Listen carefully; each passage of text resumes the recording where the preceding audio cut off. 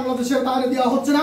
সংগ্রামী সাথী বন্ধুরা আমার, শুধু আমি একটি কথা বলতে চাই, এখান থেকে এই আলোচনা সভার মিটিং থেকে, এই কর্মী সভা থেকে আজকে আমরা সবাই একত্রিত হয়ে ঐক্যবদ্ধ হয়ে বলতে চাই, আমরা এই মালিগাছা ইউনিয়ন যুবদল আগামী দিনে, গত দিনেও ইউনিয়ন বিএনপির সাথে ছিলাম, এখনো আছি, আগামী দিনেও থাকবো।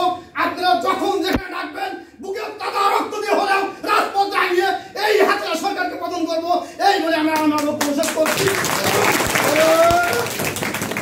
সর্বশেষ আমাদের প্রিয় নেতা বাংলাদেশ জাতীয়তাবাদী দল বিএনপির তিনবারের প্রধানমন্ত্রী, তার পার্সোনাল সহকারী অ্যাডভোকেট শামসুর রহমান শ্যামল বিশ্বাস যে আশা আকাঙ্ক্ষা নিয়ে পথ চলছে, এই পথ চলা যেন সফল হয়, সার্থক হয়, এই দোয়া এবং এই আশা মহান আল্লাহ রাব্বুল আলামিনের কাছে রেখে আমি আমার বক্তব্য শেষ করছি।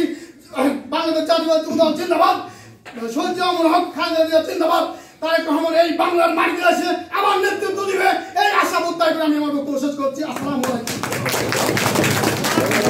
বিশ্বাসকে তার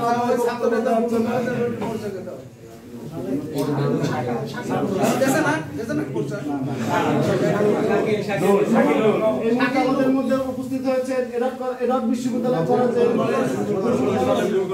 বুলবুল কলেজ